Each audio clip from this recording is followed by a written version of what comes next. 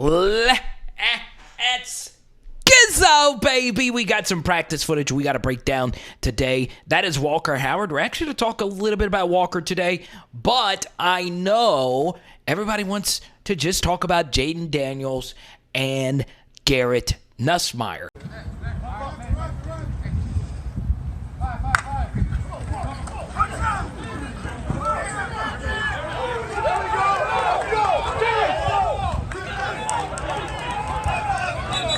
But that is not what we do here on PHL. We dive a little bit deeper than your normal who the quarterback is going to be. Because, yes, I am really excited that swagged out Garrett Nussmeier. Just look at this guy. He's got the Allen Iverson arm sleeve on. He's got the wristband game going on. He's got the mid-drift Ezekiel Elliott jersey swag going on. The flak jacket. I mean, just the quarterback vibes right here are insane.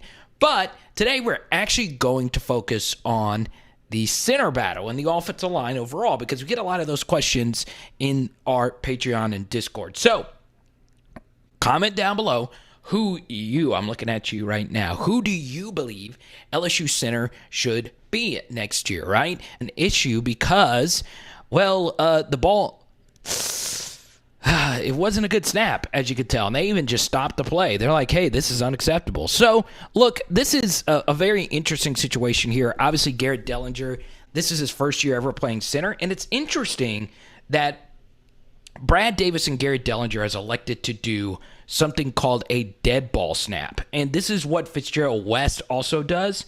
And I don't believe LSU has ever had a center that does the dead ball snap. Now, you're looking at a few different variations of how to snap the football, and the other two are far more common than the dead ball snap. And if you actually look at this ball wasn't a case of him just, the ball just slipping out. This ball just never even had a chance. It was just a good old-fashioned bad snap, and that's fine. You know, I think we're at this point in practice 12 where I'm very demanding, and will be, you know, from 12 all the way to the first game. He's going to be fine. It's really just about what we're asking him to do is a lot more now other than snapping. If he was just snapping the ball, he'd be fine. But we're asking him to call out the front. He's making the checks. He's gone from playing, you know, guard to center, and so this is a culmination now of all of that being, you know, piled on. Now, why was the snap bad? Well, he's going up against a shade technique right here, and this is something that Brian Kelly actually specifically brought up in the press conference, that, you know, centers used to be able to get away with an undersized center. Now you really can't, because there's all these big hosses. And when teams play three-man fronts, they oftentimes like to put a big old Tyler Shelvin right over you in a zero tech. And also this guard is pulling. So Garrett Dellinger knows that this is going to be a one-on-one block. And this is partially why the snap is bad, because he does actually get a good fire off here against Ty'G Hill. And Hill actually won that rep anyway. So we're actually running the same play here.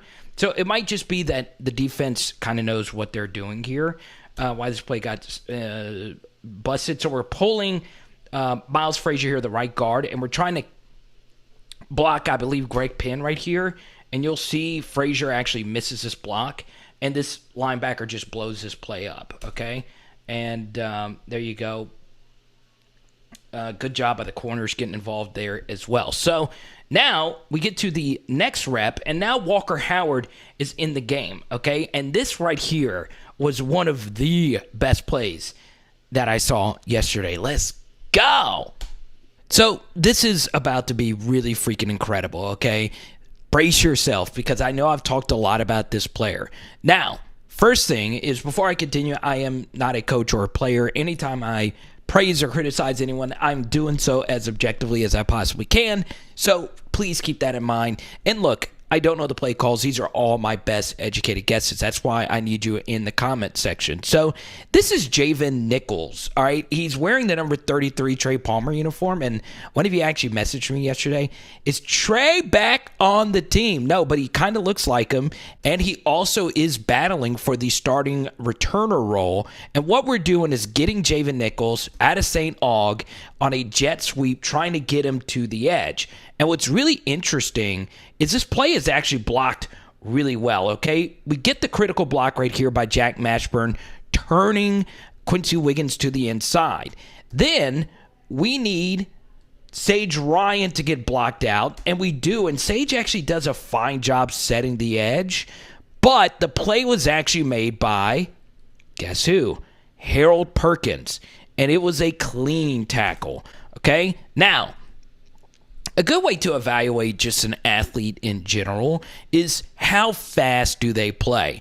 Also, a good mark of a back seven defender, or just a defender in general, is how many plays do you make when you're not even on the frame of the camera, right? So this guy is running full speed this way, and you don't even see Harold Perkins. He is all the way in this opposite side B-ish gap. It's kind of at an angle. It's kind of really tough to see, but he is all the way over here. And look at how quick he diagnoses this, okay? This is where he is right now, and this is where the ball carrier is, okay? And there is a lot of traffic. So he's just processing all this information. You see him push Cardell out of the way, and look at how quickly he just locates where the ball carrier actually is. And look at how tight he cuts that angle to make that play. And I know, once again, it's kind of at an angle, but it went for hardly any gain, and you're not bringing guys to the ground. That right there, ladies and gentlemen, is really, really, really special stuff. It looks very ordinary, but ask any linebacker. It is hard to play that fast and to process information that quickly. I love it, and I understand. I have hyped up Harold Perkins almost too much, but he really is that freaking good. And it would not shock me by the end of the year if he is not just the best player on this defense. He has got that much potential, okay? So we move along here. I actually don't remember what happens on this play at all. Ooh, okay. So let's spend some time on this one as well. This is very interesting, okay? I know this looks like second team because we got our third string quarterback in, but there's a lot of players on the field right now that's going to play a lot. This is Princeton Malbrew, a walk-on outside jack linebacker. I thought his spring game was actually really good, and I think he's going to play some special teams, and he very well could be B.J. Ojolari's replacement, okay? But what's really interesting here is this is actually a very advanced, well-designed play call right here by Mike Denbrock, okay? So what we're doing here is we are pulling Emory Jones and we are pulling Marcus Dumerville, okay? And we are disguising this because at the very last second, we actually bring Josh Williams to this side of the quarterback. Now, pre-snap, okay, we started off with Josh Williams to the left of the quarterback, okay? But guess what happened? We bring him to the right. So now this side of the defense is thinking they're really going to hand this off to Josh Williams and try and run a zone play this way. But as you see right here at the very last second, they actually bring Josh Williams back this way. So there is a lot of misdirection happening right here, okay? And we then get another break offensively. Quincy Wiggins is not in a stance when this snap is actually made. So now let's break this play down, okay? The center right here, Charles Turner, has a difficult block to make. He's got to come all the way over here to Bryce Langston and not allow Bryce Langston to penetrate through here and blow this play up.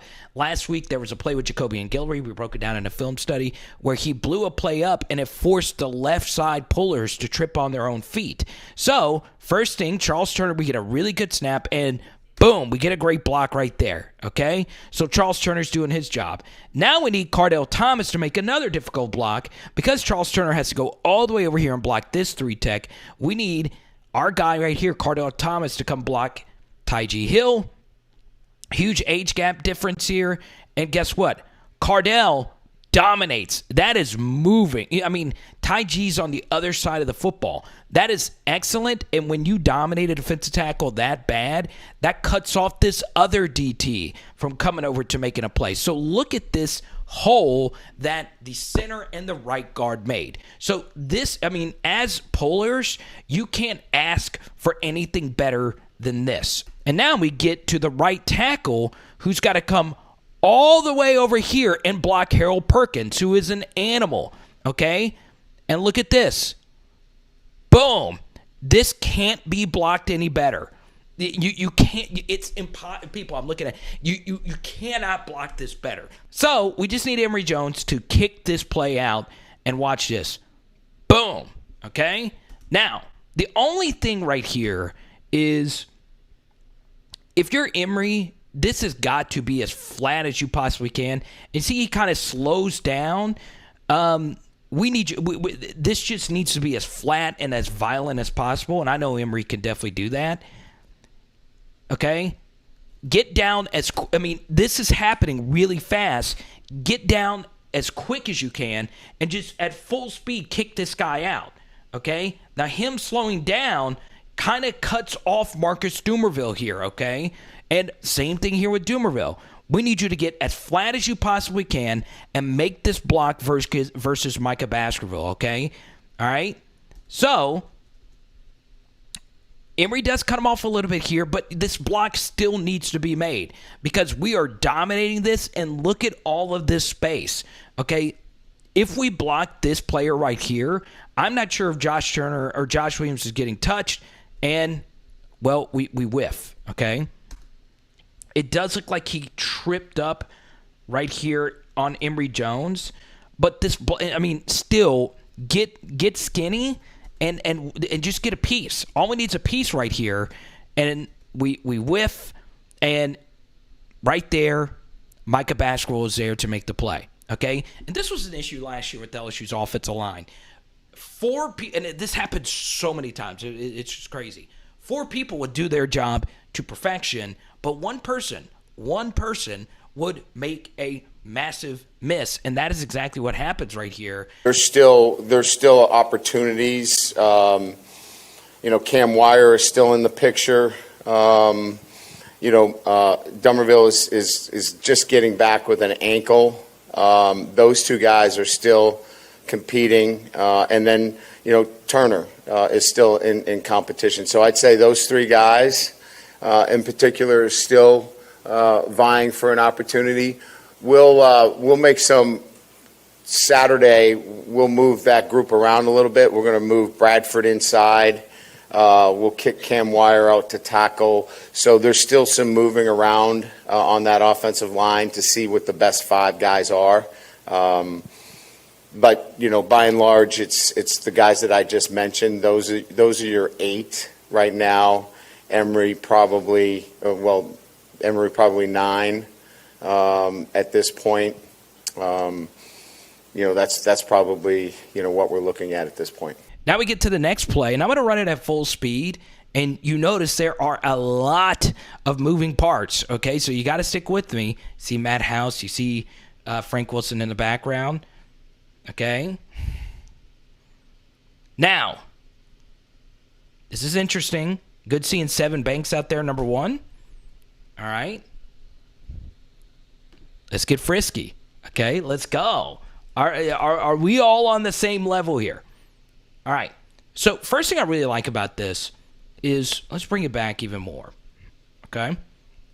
Is Matt House does make the decision to stem his defensive line.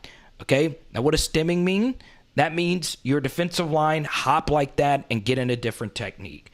Okay. So now we're giving them a different alignment. Now, communications are key. Now, Brian Kelly did bring this up, and Michael brought this up in our Patreon discourse recently, that, Brian Kelly likes very cerebral centers, and he likes cerebral offensive line. So communication is very key. And I want you to notice something that Anthony Bradford does right here. Anthony Bradford says, look, this is kind of fishy. Let me see if this guy is creeping up, and he sees it, okay? So, watching Anthony Bradford right here, okay? Bradford says, look. Then, Jack Mashburn communicates to John Emery and JAYDEN Daniels that, hey, this guy might be coming off the edge. So, let's adjust our protection. And it actually makes sense that they're bringing somebody off the edge, especially if we're going to tighten up like this. So, that is what we do. okay? So Mashburn communicates to John Emery, hey, look, you need to get all the way over here and get a piece of this guy, okay? And that is exactly what we do, all right? First thing, though, is that the snap is low, and it does throw the timing off here, all right?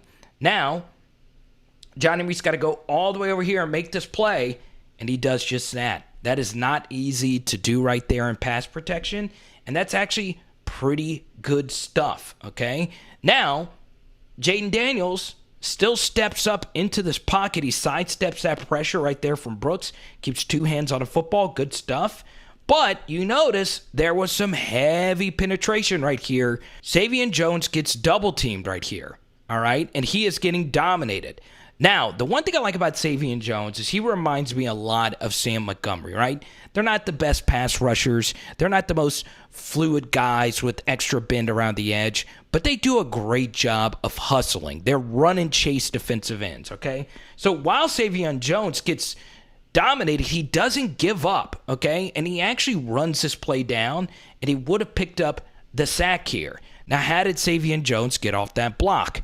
Well, the mistake was actually made by Garrett Dellinger, okay? So we get a mediocre snap right here. It's low.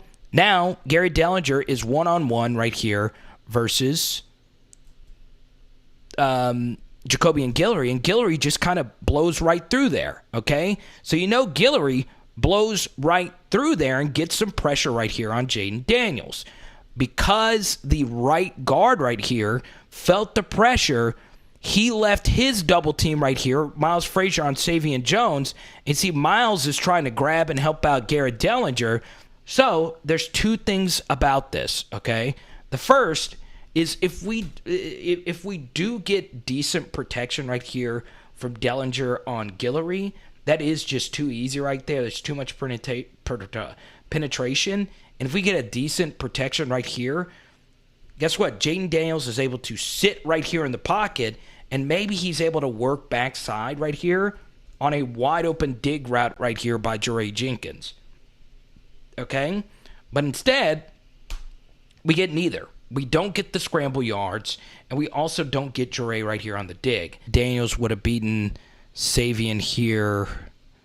No. He would have been brought down, okay? Boom, I'm looking at you.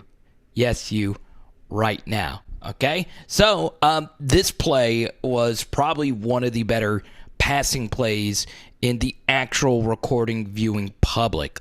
Let's break it down. Okay, we're going to give you a different angle to show you the coverages in just a second, but this is some really good stuff right here from Josh Shibley, okay?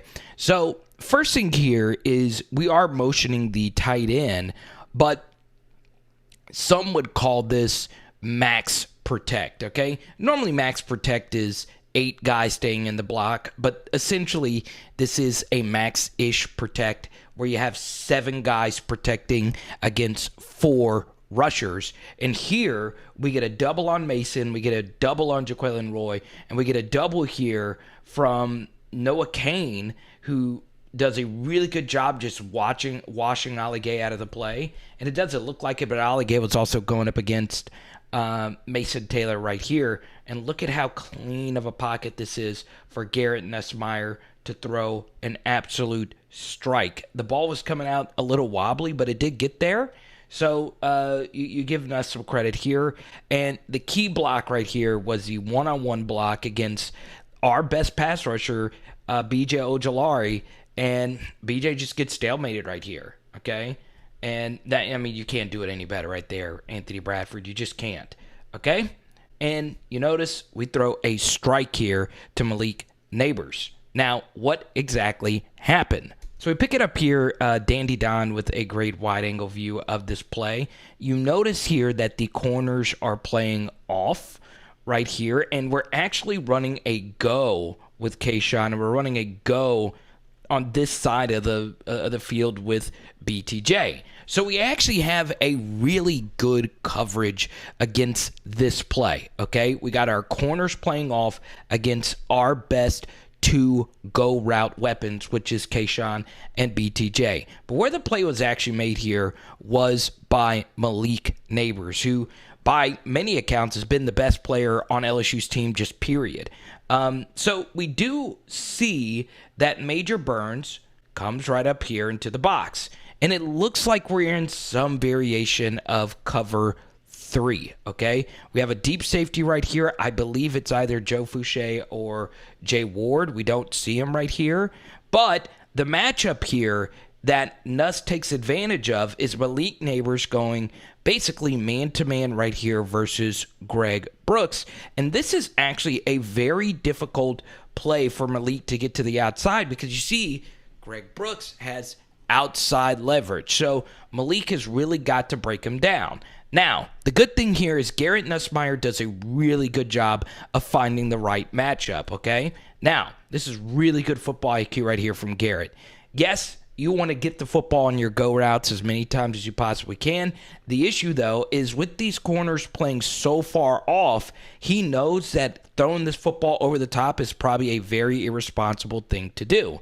And he also knows he has a pretty good level of protection. So if you see the corner slip or if you see BTJ, go Super Saiyan and run right past him, you throw it. But the matchup you want to take advantage of is Greg Brooks right here, okay? If you see the corner is going to go with this receiver, if you see the corner is going to go with this receiver, but mostly right here, you know that this space to the sideline is going to be vacated. So let's go ahead and run it, all right? The key is Malik beating him to the outside, okay? Really good job right here by Malik. You see right here, Brooks has no idea where Malik Nabers is going. No idea, all right? Because Malik is running a really good route. You see, he is running full speed. So Brooks has no idea if Malik is just going to run a go. Brooks should know that he has safety help over the top, but still, Brooks gets fooled right here. Look at this route. It's just nasty. And he turns him, okay? It's just vicious, vicious football right there by Malik. And Garrett throws a really good ball to the sideline. Malik catches this and then makes a miss. And now Malik is doing some special things with the football in his hands. That is really good football. We get a nice explosive play there for about 15 or so yards. Really good offense and just a really, really good stuff right there. Protection, Nuss, receivers, one of the better reps you're going to see. Let's go. So here we go. You're looking at 247 Sports, really good article from them, 62 things that they took away from the scrimmage. And the thing is, a lot of what you saw today was filmed only during the filming portion of practice. There was also a scrimmage where people were not allowed to film. And you're looking at some anecdotes, including a Jeray Jenkins catch from JAYDEN Daniels, fit in a tight window in cover 2. And the truth here is, based on the viewing portion that couldn't be filmed, JAYDEN Daniels outperformed Garrett Nussmeier. I've been told that by a few people who were there. Some were media, some were people that attended the full practice. The truth is, JAYDEN has probably an 80% chance of being the guy in the first game versus Florida State, but I do believe both of them will play unless JAYDEN just absolutely lights the world on fire. Now, that is just the basic conversation. Remember at the beginning we were talking about who should be the starting center? I do think they're going to roll with Garrett Dellinger, but Charles Turner is going to get an opportunity as well if the snapping stuff doesn't get fixed. And it does also give you a greater appreciation of LSU's long lineage of great centers. And I know Liam wasn't the absolute best, but now we are starting to see why he was kept in for so long. LSU, I want everyone to do well, but this is honestly just perplexing that this has been this difficult. And look, I'm not the only one that's felt this way. I got to shout out Danny. She's been saying this since, she's been watching my channel. This has got to get fixed, and it's quite simply unacceptable at this point. Now, this is actually one position where I think being really available in the spring really does matter, and you're starting to see Garrett Dellinger trying to figure this thing out at this point without really getting any spring reps because of his injury issues. So, for me, I think Dellinger, because of what Brian Kelly said in the press conference, I think Dellinger's going to get the start because he is bigger. Charles Turner is a little undersized, and he is susceptible to getting bull rush, where Garrett Dellinger, he can get bull rushed at times, but he's just bigger and more athletic. So I do believe Delly will be the guy. I would be interested to see if the snap issues continue for LSU to not have him do the dead ball snap and just try something else. So you're looking at the scrimmage stats right here, and as Brian Kelly mentioned earlier, there's going to be more evaluation and more scrimmaging, including one coming up on Saturday. So there is a lot that is still yet to be decided. You heard earlier, they're still shuffling around 9 different offensive lines, 9 different offensive linemen for the 5 spots. I think right now, Will Campbell and Tremont Shorts have that left side locked up, but I'm telling you, Miles Frazier is just a really solid football player wearing Lyle Collins and Ed Ingram's old number 70. So very interesting stuff as you look at these stats. As you can see, not really a lot of vertical passes, lots of intermediate stuff mixed in there, no real explosive plays. It did look like LSU was working more on some intermediate stuff, but during the individual portion, you did see some one-on-one wide receiver versus defensive back drills where it was very intense, and Garrett Nussmeier and JAYDEN Daniels throwing some absolutely pretty deep balls. So here's what we're going to do. We are actually on Patreon. We broke down some of the individual stuff, including some Chris Hilton and Jack Besh footage. If you go to patreon.com, you get to see the 10 or so plays that I actually cut out of this film study. And if you love offensive line play, you are really going to see some interesting plays made by some very intriguing players. So if you go to patreon.com/LSU football, you'll see it. And that's the thing. On tonight's live stream, I'm going to talk about JAYDEN Daniels versus Garrett Nussmeier's actual throwing ability and how you can go out there and win football games. There's many different ways you can go out there and find a way to win, and we're going to discuss that tonight. So make sure you look out for that, okay?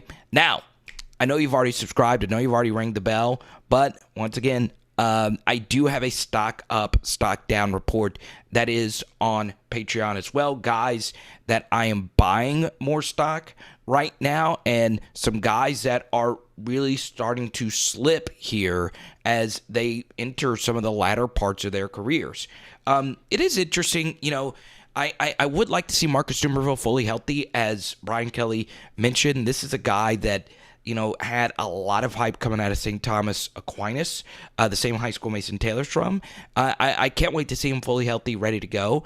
And, we spent a lot of time on that polling and that counter and stuff. Once again, none of this is, personal. It's just you would like to see more consistency from just whichever 5 offensive linemen that actually line up for LSU. Let's go, guys. Let's go. We are so close to the start of the season. So make sure you subscribe, ring the bell, all our live streams. You don't want to miss out on any of that, baby. And this Power Hour LSU Bomb. On tonight, some barbecue chicken, baby. Let's go.